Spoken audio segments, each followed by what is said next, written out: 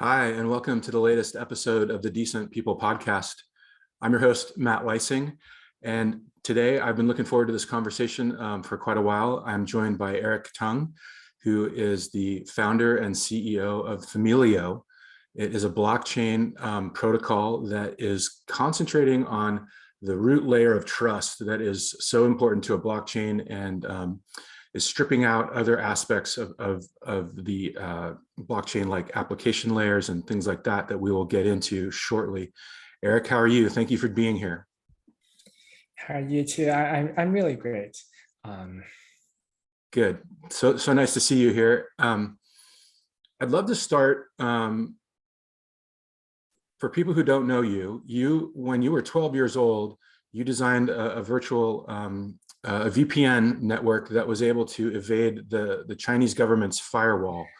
I'd love to get into that, but first I want to ask you about your upbringing and tell me where you were born in China and what you remember about that time in your life. Yeah, definitely. So I was born in 1997 in Beijing, in China.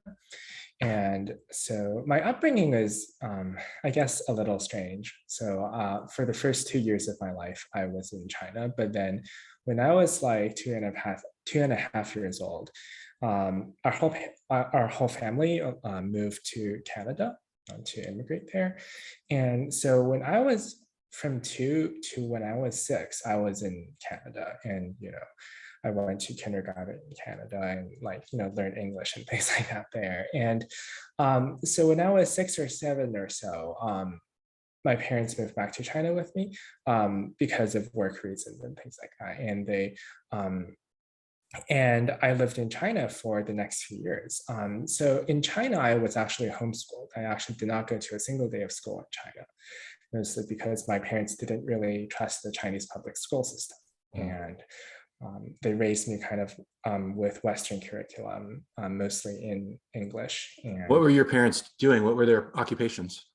Yeah, so basically, my dad is a project management consultant.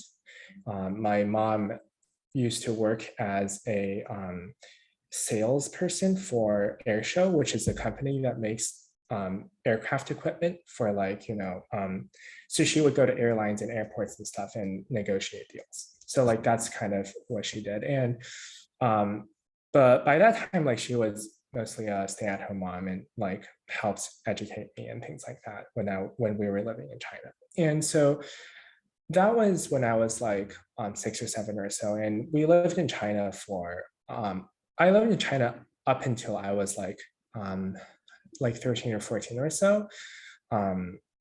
Obviously, we traveled a lot in the period. We often went back to Canada to see friends and deal with things in Canada and things like that. So I feel like in my childhood, I felt like I both grew up in China and in Canada, so to speak. And yeah, I guess that's how I was brought up. And I went to. Was there? Had you gotten used to Canada by the time you went back as a 6-year-old? Was it weird to now? The thing is really that somewhat, I guess it's pretty different, but I would actually say kind of back then China wasn't too different kind of from Canada. I mean, it was rapidly developing in Canada, wasn't? And that was kind of the biggest impression I had at first. Kind of every time I went back to China, it was different, but every time I went back to Canada, it was the same. But yeah. You can understand early 2000s, China was a really quickly changing place. And yeah, I did feel like it was quite different, but I think one big difference is definitely just the whole culture is obviously very different. But I think actually when I was small, I didn't notice the difference too much because I typically, yeah, as I said, I didn't feel like it was way too different at first, at least. And as you got older, when you spent those 6 or 7 years back in China from 6 to about 13 or so, was government repression getting worse? What was the climate like, or were your parents getting worried, or what was that sort of as you recall?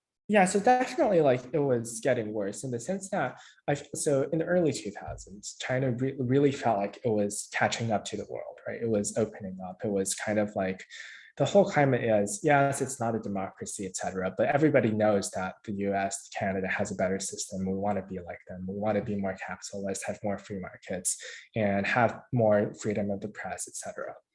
But really, kind of like towards the 2009, 2010 or so, it kind of really started going the other direction. I think like the biggest thing I, as a little kid, really noticed was that the Great Firewall of China really came up around 2009.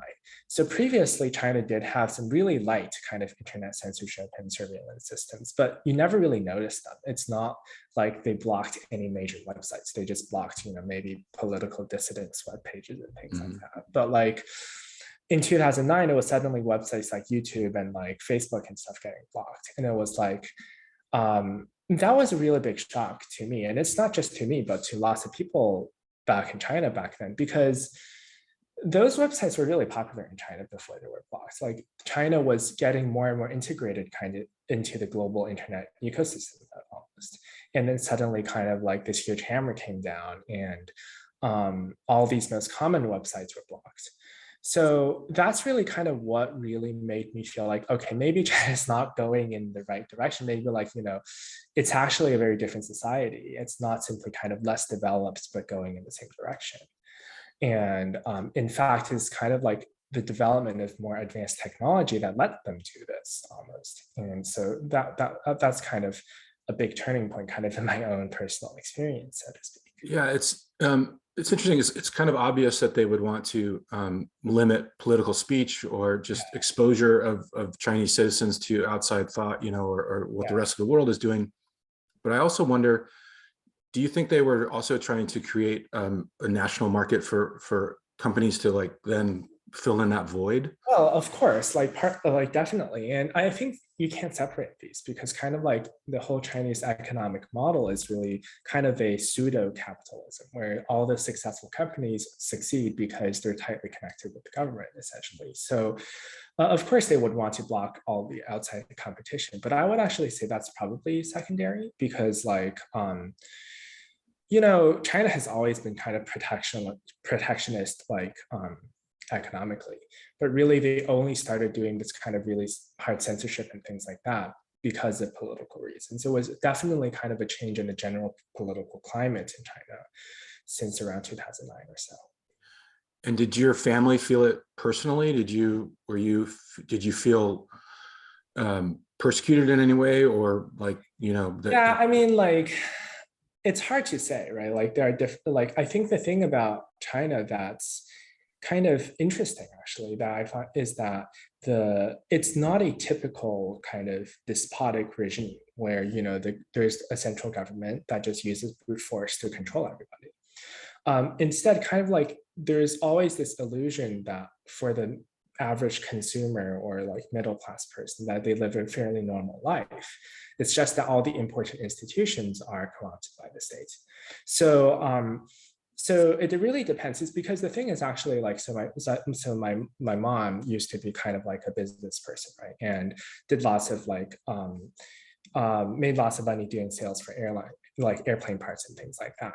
But kind of by that time, like she wasn't doing that work anymore. So kind of like the drastic changes in kind of how the economy worked didn't really impact her family too much. But that was really the main levers in which the Chinese state exerts its influence, so to speak. Like if you talk to like any business people operating in China, they would definitely feel like, oh my gosh, the government control is increasing like crazy. But kind of like your average person actually doesn't see all that much, especially back in that time. Now it's a little different. Now like people are genuinely scared of whether they say the wrong things on social media and things like that. Back then it was like at most your post gets deleted and nobody really cares. Yeah. So like I think like and that's like kind of one aspect, but definitely on the other aspect, I think like we were definitely really alarmed at how kind of like China is going back into the direction of like controlling ideology and controlling like what information people have access to. So for example, like our family is actually we're actually all Christians, so that's officially banned in China. But kind of like previously it was like de facto okay, nobody really cared about what you believed. But after kind of this kind of shift in political climate, you definitely see more kind of like propaganda against like subversive ideologies and kind of like ostracism on social media, and obviously also more heavy-handed things like people going to jail, or people getting banned from all this social media networks and stuff. But like you definitely get the sense that kind of like they don't have the resources to just crack down by brute force, because that's also not the best way they can do it. But they kind of exert their influence by making what they're doing look kind of organic, which is really kind of scary. And I sometimes see kind of like trends in that direction in Western societies too. And it does alarm me quite a bit, this kind of whole category of social engineering, so to speak. Is there a preferred religion of the Chinese Communist Party, or is it more in line it's with like state atheism, right? So I was going to say it's more like the USSR Soviet style, where there's no and of course, like they have like an official like state-supported Christian church, which is basically fake. But like so it is quite similar to the USSR, although perhaps a little less extreme. So since I feel like the Chinese government is definitely very pragmatic, right? Like they just do whatever control tactics work. It's not like they're really committed to some particular ideology. Okay. Yeah. So you mentioned the Great Firewall of China, which of course is their ability to censor internet content for people in mainland China. Yeah. You created a virtual privacy network, a VPN, when you were 12 years old. Can you please tell us, like, what is a virtual privacy network, and how does it, like in simple terms, how does it work? Yeah, so it's VPN really stands for virtual private network, but basically what that is very simple. You basically instead of connecting to the internet normally, you encrypt your traffic and send it to the VPN provider, which is outside China, through some black magic, basically. Yeah. And that makes it very difficult for the government to actually tell that you're using a VPN. And then the VPN provider talks to the internet for you and tunnels this information back to you. So kind of like this is the general idea. So back when I was 12, I didn't really make like a VPN from scratch, right? Back then, I really didn't know how to program all that well. I kind of just pieced together things and made a browser called Yasvip that integrated a VPN, including some other things. And but yeah, like I was always interested in VPNs, because if you live in China and you want access to the free internet, that's like very much a daily necessity. And it's actually like, here in the West, people use VPNs too for things like, I don't know, watching other countries' Netflix and things like that. But like the kind of VPN you need to actually use the internet properly in China, and kind of it's quite different, right? Because we don't try to block VPNs here, but China actually devotes a lot of research efforts into kind of like technologies to identify VPN traffic and block that. And kind of sustainably having your VPN work in China is really difficult. So the VPN I built back when I was 12 obviously wouldn't work anymore, right? So I kind of like building this VPN has been kind of my perennial side project, so to speak. So I still run a VPN. It's called Geph, Geph. I built it into like a startup. It has like tens of thousands of users now. And it's one of the only VPNs, commercially viable VPNs, that work in China based on kind of like cutting edge traffic obfuscation technique. It's funny. I would imagine now these days in the US, VPNs are probably used in large part for crypto trading to get offshore, which is kind of funny. Yeah.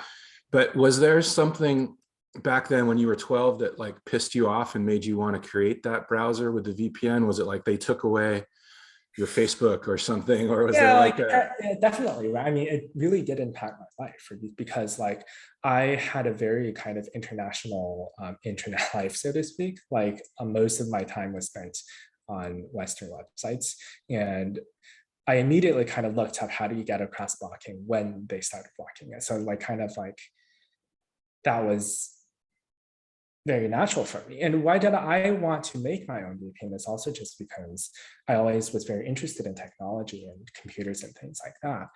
And this whole China blocking websites thing really made me see that even though China used technology to do all these evil things, we can actually also build mechanisms to defend security, privacy, and freedom from these bad uses of technology. And we do that with using technology to build tools, right? And that kind of really motivated me to, dive deeper into CS, like computers, and build these tools myself. And that kind of has been driving everything I've been doing ever since then, like building technology to actually defend a better society. So yeah, that's a wonderful way to put it. You were a white hat hacker before you even knew it. Yeah, but yeah. And so did you share this, your VPN browser sort of thing with other people in China? Yeah, of course. Like, I mean, I posted it on forums that had my friends use it and things like that. But like, it didn't get anywhere. Like, I wasn't famous or anything. So, but like, yeah, it's like open source. Even now, if you look up YASFIB, YASFIB, you can even find it now, like in some GitHub archive that, like, that's cool, from years back. So. And when did your family then leave China again? Yeah, so it's when I went to school in Canada. I went to like university at the University of Waterloo. I was like 14 at that time. So our whole family went back to Canada while I was in undergrad. So like for the next 3 years or so. But then after that, my parents returned to China while I stayed here. What year? What years did you start at Waterloo? Yeah, you see, I don't remember dates super precisely. I actually had to look up all these dates before our interview today, but I believe it was like 2000. I believe it was 2012 or 13. Yeah, like something. Like that. So you might have been there. I'm sure you know this, but Vitalik Buterin, the inventor of Ethereum, Waterloo, he was right around that time too. Yeah, I think so. Did you know him there or see him there? I don't think I ever met him. Okay, that's a funny coincidence. It is. And then so now you're like Waterloo is in Ontario, I believe, about 100 miles or so outside of Toronto. Yeah. Or I don't know, kilometers, as they do up north. So what are you now? You've always had this interest in computer science and networks, I think, and these sort of the connections. So what are you getting into at Waterloo in computer science? And are you already into crypto? Is that something, or did you discover it? Like, when did you discover that side of computers? Yeah, so I think like I was very attracted to kind of like computer security in general. So like cryptography, access control, network security, all that kind of thing. And that was kind of definitely what really interested me at Waterloo. So I during undergrad, I continued kind of my security privacy related side hobbies, so to speak. And then when I went to the PhD program at Waterloo immediately after undergrad, I really wanted to do research in kind of privacy preserving network communication systems like Tor and things like that. Mm-hmm. So that was actually kind of what my original research interest was in, like that kind of privacy and anonymity. And how I got into cryptocurrencies and blockchain is kind of like secondary. It's weird. Basically what happened was I was building these, trying to build an end-to-end encrypted, decentralized, privacy protecting, like Tor-like network, basically. And the difficulty I encountered was that how can you make it completely decentralized, but still secure? And that's very difficult because generally you need some kind of central trusted party to bootstrap all the security, to kind of everybody trusting that so that they can trust each other, so to speak. So that's kind of when I discovered like blockchains and more specifically Bitcoin. And I felt like, okay, this is going to be the solution to this problem. Like we're going to not have this problem anymore in the future because we have blockchains now. And I actually published some papers on embedding like naming systems and identity systems onto the Bitcoin blockchain. And that's it's interesting if you think about it, like even with blockchain or Bitcoin, excuse me. Yeah. It was centralized when it was just, Satoshi and Hal Finney, kind of like so, but then it had the wonderful mechanism of like, as more miners come on and more, nodes come on, it just, then it becomes decentralized through the natural incentives of wanting to earn Bitcoin. The thing about Bitcoin and kind of blockchains that I really found interesting is not really that they're decentralized, because kind of like decentralization by itself is not that interesting. Like you could always get more people to join and have them vote or something, right? You could have Congress run a blockchain and technically it's decentralized across all the voters in the US. But that's not very interesting, basically. But what's really interesting about Bitcoin is I think it's not even that it's decentralized, but it's incentivizing, right? Like it has a mechanism that incentivizes all these people to do the right thing, to actually uphold the security of the network. And this means that ultimately you're not actually trusting the people running Bitcoin at all, because you don't need to trust them. You know that they're going to do the right thing because Bitcoin's paying them to do the right thing. Yeah. You're actually trusting Bitcoin. Yeah, they're incentivized to be rational. Yeah, they're like this like impersonal protocol is like your root of trust. And that's what I found so revolutionary about blockchain technology, that we don't even see in any kind of other decentralized network, including things like BitTorrent or PGP keys and things like that, because they're not self-incentivizing, they're not sustainable. But blockchains, they are secure, and the security is based on self-incentivizing the correct behavior rather than trusting that somebody will just do the right thing. So I felt like, okay, if I'm going to build like the next like Tor or something like that, I better build it on top of blockchains. But eventually I kind of got disappointed with the way blockchains are right now. I think like they really kind of miss out on the full potential of this revolution of trust, because they kind of leave all sorts of backdoors for trusting people and not having an immutable protocol. So the most blatant one is, of course, blockchain protocols need to upgrade all the time, and somebody has to coordinate the upgrade. So ultimately, you're essentially trusting this community consensus procedure that decides on the upgrades.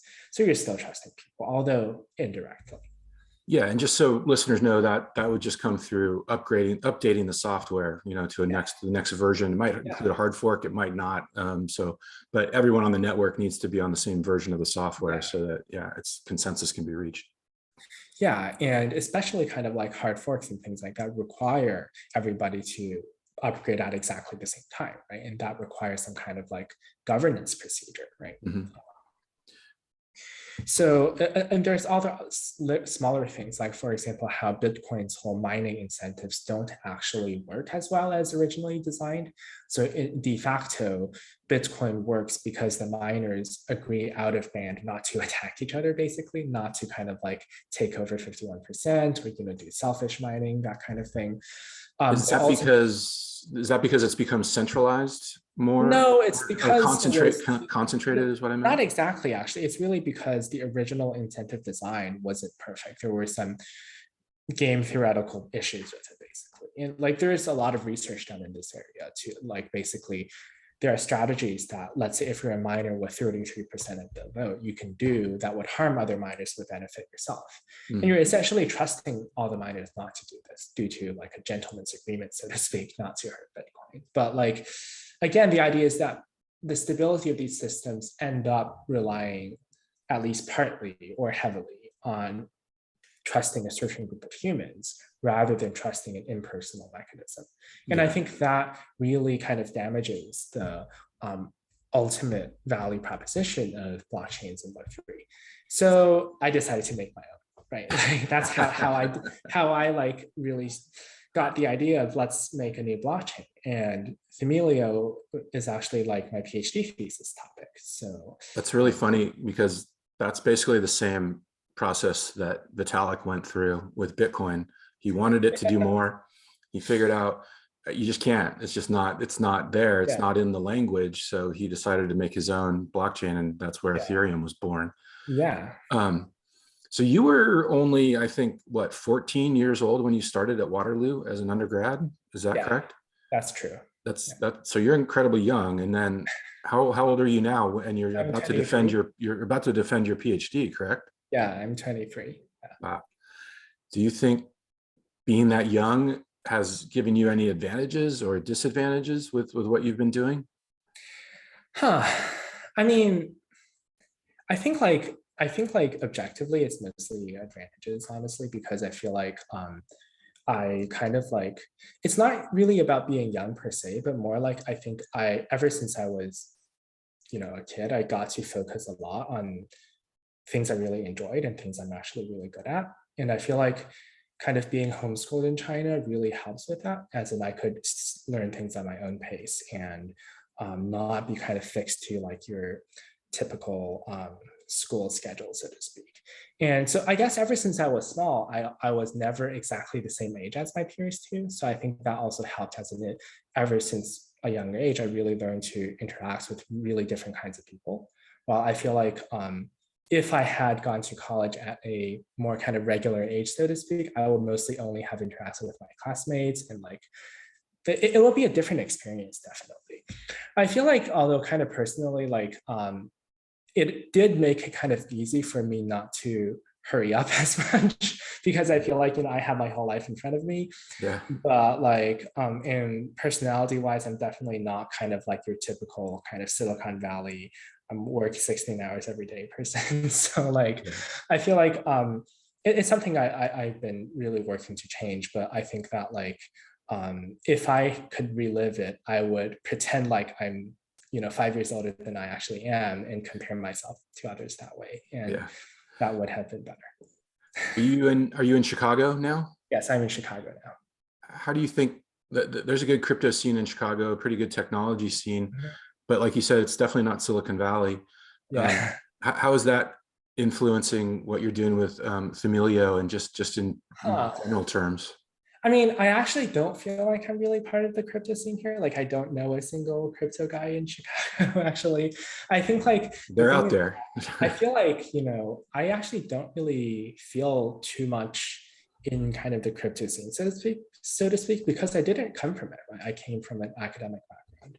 And so, people often ask me, oh, did you hear about that new DeFi protocol? Are you going to like invest some money and earn some yields? I'm like, oh, I've heard of it once, but I haven't looked into too much about it. Like, I'm not really into that scene, like, I think like that's actually like been quite interesting, because I think that's really influenced how Themelio turned out, because Themelio is really orthogonal to all the trends and all the problems that people think are the biggest problems in crypto. It's like kind of pointing out this more fundamental issue, that how can we actually have endogenous trust again? And yeah, let's dive into that. So tell me in simple terms, it feels like Themelio is stripping out a lot of the higher level higher level uses of a blockchain for just that really shared, trusted layer. Can you just tell us more about that? Yeah, so basically what you said is exactly correct, right? So Themelio's whole goal is, how can we make a blockchain that's A, useful and any application can actually use it, and B, doesn't ever need to change. So those seem to be conflicting goals here, right? Because on one hand, you have blockchains like Bitcoin that don't change often, that are simple, but it's kind of useless. All you can do with Bitcoin is Bitcoin, and maybe like Lightning Network and stuff, but you can't do much with Bitcoin. On the other hand, you have blockchains like Ethereum that continually need upgrades. Like the whole upgrade schedule is like a whole like ecosystem-wide calendar almost. Yeah. And it is general, but it's also very complex, very fragile, and doesn't have nearly as strong endogenous trust as a result. And my answer is that the correct solution for generality is actually the correct solution for security as well. And the correct solution in both cases is to decouple from the application, to have a really small and elegant blockchain that has like a few very simple features that can act as a root of trust, but not necessarily as like a full-featured application platform. So I think an analogy might make this much more clear. So with communications, right, like telecom, before we had the internet, we had all these complex vertically integrated systems like the phone network. It had one job. It was a phone network. You called people with it, right? Like the whole thing was centralized, and it had a one big top-down plan of all the parts, right? And all the protocols were designed for this one purpose. And every time you wanted to upgrade it, for example, you want to make the voice quality better, or you want to switch to digital instead of analog phone lines, then it's like a massive uniform infrastructure upgrade from the top to the bottom. Right? So the internet really changed everything because it had this one simple, incredibly general protocol called the internet protocol. And the internet protocol is like ridiculously decoupled from applications because if you actually see what it doesn't mention web pages, it doesn't mention phone calls, it doesn't mention video calls. All it does is get a piece of data from this IP address to this other IP address. And it doesn't even guarantee how fast it'll get there. It doesn't even guarantee whether it'll get there or not. It can drop packets when things are overloaded. It's like ridiculously simple. But the idea is that because it's so simple, it doesn't need innovation inside it for applications to grow. You can just build more and more applications using this and layer on kind of these other protocols on top, while the basis of the innovation is incredibly stable. Like we're still using IPv4, which came out in 1983, I believe. It's the same exact protocol from 1983 that we're still using because it is so general. And you see that by being so small and decoupled from the application, it is both really general, and that really spurred so much more telecom innovation than before the internet. And on the other hand, it doesn't need to change. All that innovation doesn't require committees coming together and decide, okay, how can the internet support social networks, right? Nobody needed to figure that out. Yeah. The users of the internet figure it out for themselves. So like, and that's, I think, like what I think a blockchain should be like. Because on one hand, the blockchain needs to be really general. You want all sorts of applications from, communication applications to, NFTs or, games and things like that. You want them to have endogenous trust where it makes sense, right? You want to have, let's say, assets that other people can't seize. You want to have censorship resistant communications and things like that. So you need it to be fully general. But on the other hand, for blockchains, you can't change it because if you keep changing it, it defeats the whole purpose. You're still trusting whoever's changing the blockchain. And so I think like for a blockchain to succeed, it has to not change. It has to become like an IPv4 like de facto permanent protocol. So the solution here is obviously be like the internet, decouple from applications and be really simple. So that's kind of like how Themelio came to be. We were talking earlier about incentives and how like the incentives are aligned for people, miners, for example, on Bitcoin to act rationally. Where's the incentive here for people? Like, how do you, in Themelio, how do you get people, or what is the mechanism there for it sounds like you're taking miners out of the equation. And is there a simple way of just explaining how? Yeah, so Themelio is based on proof of stake, right? So a lot of other blockchains use proof of stake too. I mean, Ethereum is switching to proof of stake too. Right. So the basic difference is really that here we don't have miners, but instead people deposit a proof of stake token. In Themelio, that token is called SIM, and it's kind of like voting shares almost. They deposit that and they get to participate in a kind of central incentive and consensus mechanism. Okay, and then if they validate the latest batch of transactions, they get some of the coin, just in like other proof of stake systems. They get fees mostly, actually. So like one interesting difference is that in Themelio, we designed the whole system so that most of the revenue for the stakers come from usage fees, not from inflation. And like this really aligns the incentives between the users of the blockchain who pay the fees and the providers, which are basically the people who stake the coins. So like a key insight here is kind of like, how can we make like the users, the customers of the stakers, so to speak. And that really kind of like through this kind of fee-based model, we do that. And that's really important because if you look at blockchains like Bitcoin, there's always kind of like this rift of interests of miners versus people who actually use Bitcoin. And they often kind of, this causes lots of drama. This leads to all sorts of kind of like governance attempts trying to kind of like take power from the other party, etc. So you really want an incentive mechanism that's really robust and aligns everybody's interest in order to credibly have like an immutable, governance-free, trustless, blah, blah, blah, base layer.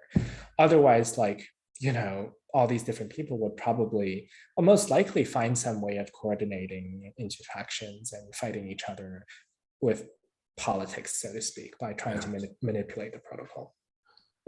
And are you, how does the language work? Like this, obviously in Ethereum, Solidity is the language that is the smart contracts are written in.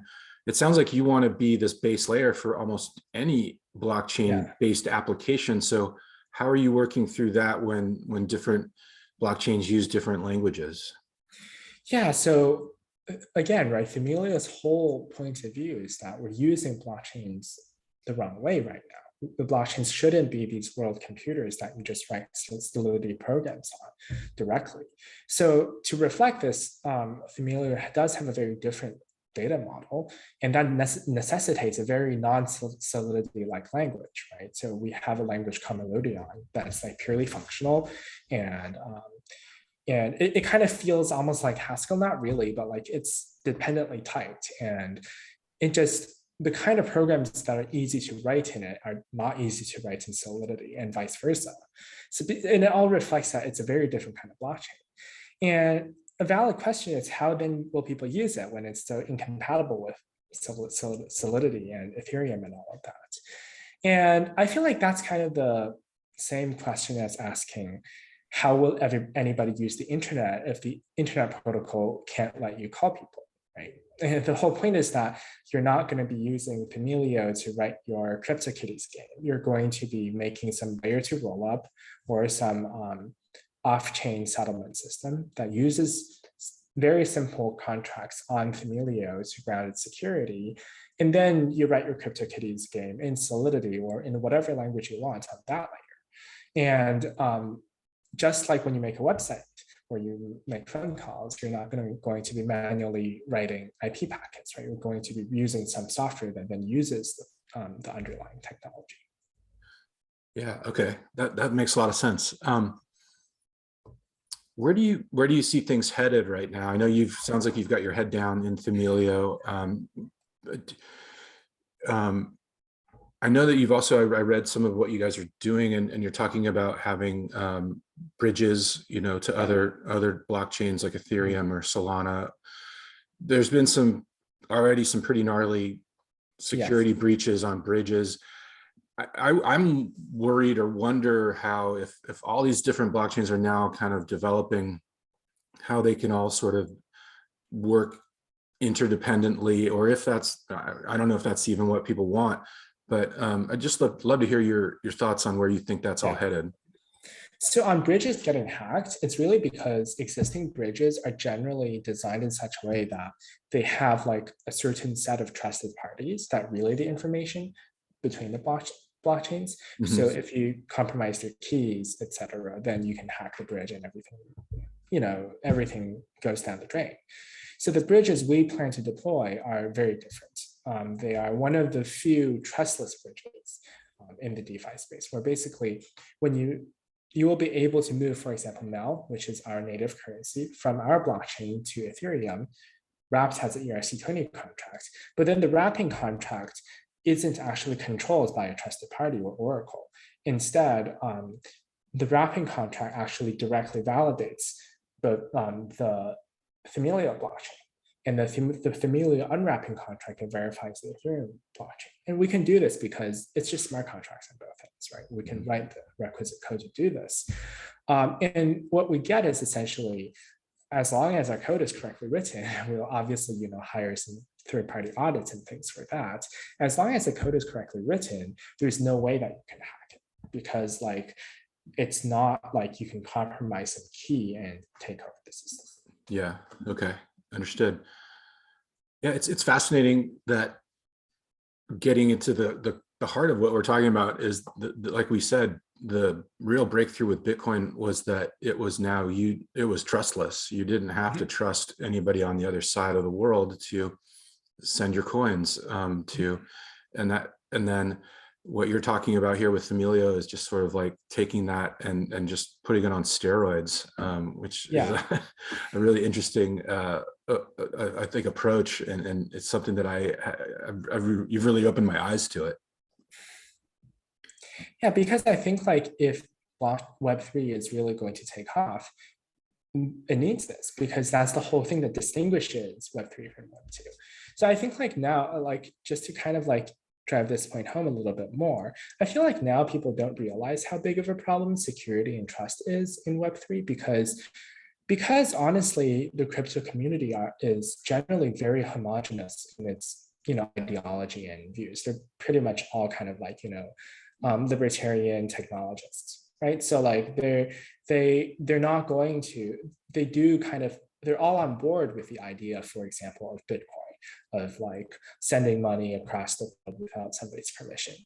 Now, the problem is that if Web3 is actually going to become mainstream, then you can't count on the community having the right values, so to speak, because you could definitely have a world where, let's say 10 years from now, Web3 really blows up. All the finance is done through DeFi, all the governments governed through DAOs. Let's say like just like a maximalist vision like that, right? And then, I don't know, World War III happens, or the next Great Depression happens. And then, I don't know, some world power wants to take over Ethereum's governance in order to bail somebody out or fix the smart contract, right? So like if a case like that happens, then without a very strong protection against any kind of governance, it's not credible that Web3 would stay decentralized and stay trustless.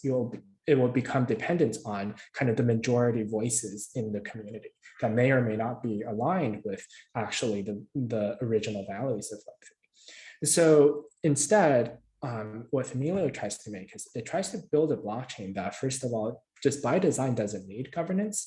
So people would never expect to do any kind of good or bad upgrade to the network, and kind of foster an ecosystem that would make changing the protocol really, really difficult. It's kind of like how even if World War III happens, we are not going to change the internet protocol. Too many right, things because right, if I'm understanding you, without any governance changes, the immutability is paramount. Yeah, absolutely. And the whole ecosystem would depend on that. You know, you would imagine like blockchain clients just being hard coded into like embedded devices and things like that, right? So you basically, in such a world, even if 80% of the community, due to some kind of ideology or whatever, really wants to do some harmful change to the blockchain, it's not going to happen because of these social and technological forces. Just like, you know, we've actually been trying to get rid of IPv4, right? We've been trying to switch to IPv6 ever since the 1990s, but the predominant protocol we use is still IPv4 because of all of this ecosystem around it. Yeah. Well, Eric, that's a great place to leave it. Thank you so much for taking the time to explain all this, and fascinating stuff you're doing with Themelio. And also check out Geph if you are looking for a hardcore VPN. It is out there. And Eric, best of luck to you. And thank you so much for being here. You too.